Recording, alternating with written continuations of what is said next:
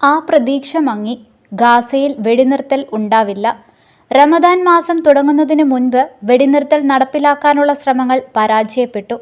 Britain, Qatar, Egypt എന്നീ രാജ്യങ്ങളുടെ മധ്യസ്ഥതയിൽ ഒരാഴ്ചയായി തുടരുന്ന വെടിനിർത്തൽ ചർച്ചയാണ് ഫലം കാണാതെ പോയത്.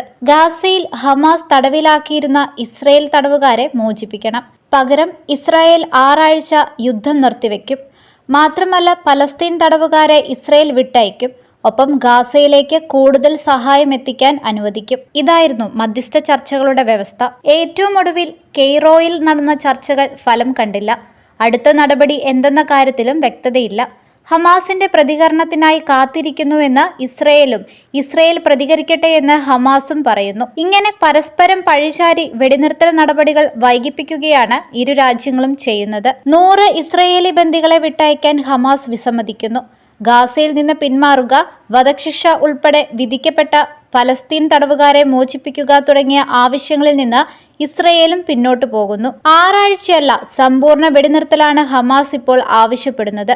മാത്രമല്ല, ഗാസയിൽ നിന്ന് ഇസ്രയേൽ സൈന്യത്തിന്റെ പൂർണ്ണമായ പിന്മാറ്റവും ഹമാസ് ആവശ്യപ്പെടുന്നു. എന്നാൽ ഹമാസിന്റെ ആവശ്യങ്ങളെല്ലാം ഇസ്രയേൽ പ്രധാനമന്ത്രി ബെഞ്ചമിൻ നെതന്യാഹു തള്ളി. ബന്ദികളെ മോചിപ്പിക്കുന്നതുവരെ യുദ്ധം തുടരുമെന്നും നെതന്യാഹു പ്രഖ്യാപിച്ചു.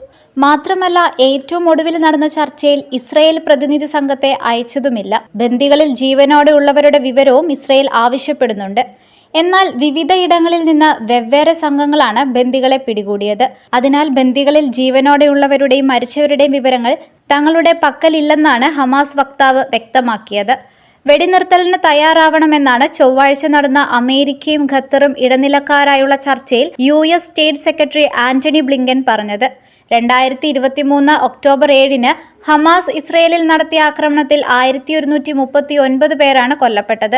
250ഓളം പേരെ ബന്ദികളാക്കുകയും ചെയ്തു. നവംബറിൽ ഒരാഴ്ച നീണ്ട വെടിനിർത്തലിനിടെ 100ഓളം ബന്ദികളെ ഹമാസ് മോചിപ്പിച്ചിരുന്നു. ഇസ്രയേലിന്റെ പ്രത്യാക്രമണത്തിൽ 30,000-ഓളം പലസ്തീനികളാണ് കൊല്ലപ്പെട്ടത്.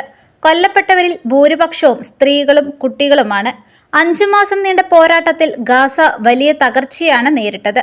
പ്രദേശത്ത്, പ്രത്യേകിച്ച് വടക്കൻ മേഖലയിൽ ഭക്ഷ്യക്ഷാമവും അതിരൂക്ഷമാണ്. അതിനിടെ ഇസ്രയേൽ ആക്രമണത്തിൽ 86 പേരാണ് കഴിഞ്ഞ ദിവസം കൊല്ലപ്പെട്ടത്.